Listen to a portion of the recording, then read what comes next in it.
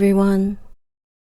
As a result of the coronavirus, there's been a shortage of face masks all around the world. So today, I'd like to demonstrate how to make this cloth face mask. Cloth face masks are not only environmentally friendly, but this one allows you to put a filter in the center, as well as a nose wire to prevent the mask from slipping. Let's have a look at how to make this. So, what's so special about this face mask? From the front, it looks quite similar to others. But from the back, you'll see that there's an opening to insert your own filter. You'll also notice that I've designed the opening vertically. I've seen a few where the opening is horizontal, and I wonder whether there would be a hole once you expanded the face mask. I'll also show you how to attach the nose wire later.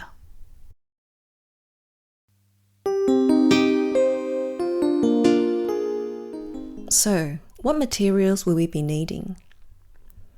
You would have noticed that for the front of my face mask, I used a larger piece of pink fabric. Now this fabric is actually the type that's used in making wind cheaters, because studies have shown that germs actually find it harder to attach to these types of materials.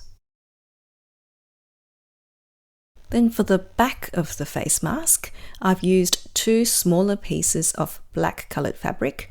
This is actually made up of cotton, and it's got some metallic thread woven through it. Now it's quite lightweight, but it's still got a little bit of stiffness, a little bit of firmness to it. It's breathable, it's very comfortable on. Now, I would recommend that you use a fabric like this.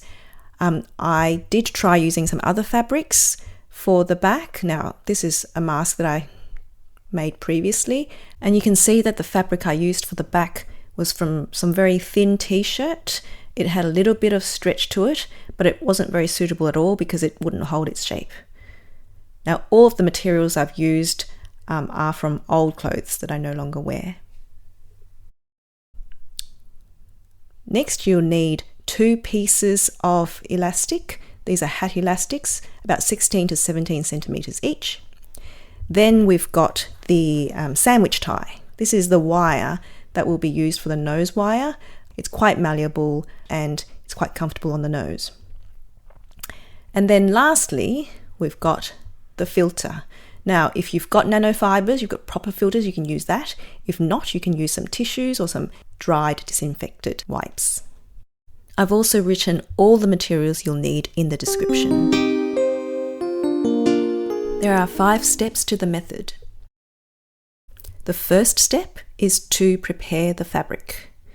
For the front of the face mask, where I used a larger piece of pink fabric, the dimensions are 21 centimeters by 17 centimeters. For the back, where I've used 2 smaller pieces of black fabric, the dimensions are 13 centimeters by 17 centimeters. And the fabric needs to be folded so that it can be expanded when you put it on. So I've drawn the folds onto these 2 pieces of paper. If you're familiar with origami, you'll know that the solid lines represent mountain folds. So after you fold it, the peak points up. The dotted lines represent valley folds. So after you folded it, it points down. I'll demonstrate with a piece of paper. I've used the smaller piece of paper to demonstrate. Now, if I fold along the lines that I've drawn, for the solid line, I've done a mountain fold, so the peak points up. For the dotted line, I'll do a valley fold, so it points down. And so if I keep on folding along the lines like so, I get the pleats. You notice that all the folds point downwards, just as in the mask. Now, if you're going to be folding fabric, obviously you need to use an iron to hold it in place. Line up the folded pieces of fabric side by side, noting that all the folds point downwards. Then we can overlay one piece of fabric on top of the other, and then we can start sewing. We sew the top side, the bottom side, and the outer side.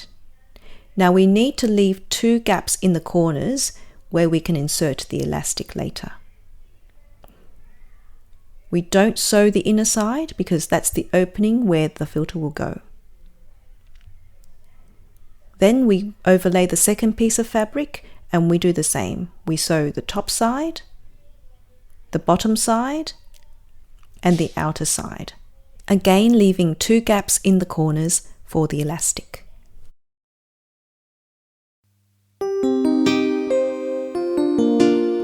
Now, because I don't have a sewing machine, I've had to hand sew the fabric.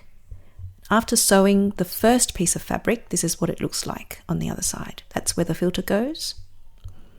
Now we can continue to sew on the second piece of fabric. Now, after sewing on both pieces of fabric, this is what it looks like. You can see that I've got the 4 gaps in the corners for the elastic.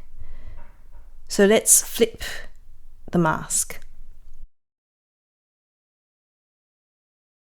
And then we can get our piece of elastic and we can insert it into a corner. We pull it from the other side. Now I like to tie a knot on the end because it prevents it from fraying. And then we can pull the elastic into place such that the knot is where the corner is.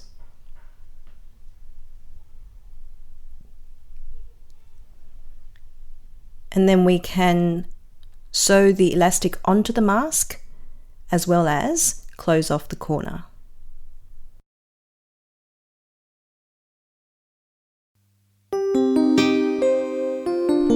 After attaching the elastic, we'll turn the mask inside out again.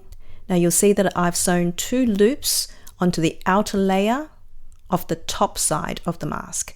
The 2 loops are around 3 centimeters apart, and that's what we're going to use to hold the nose wire in place.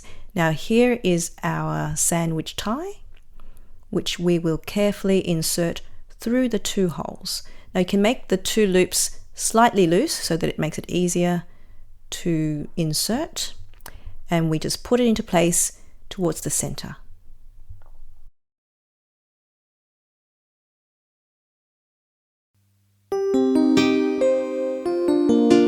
After attaching the nose wire, we can flip the mask again, and then we can insert our filter.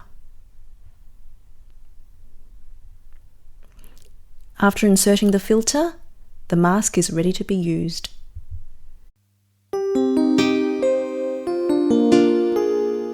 Now that we've finished making our masks, let's try it on.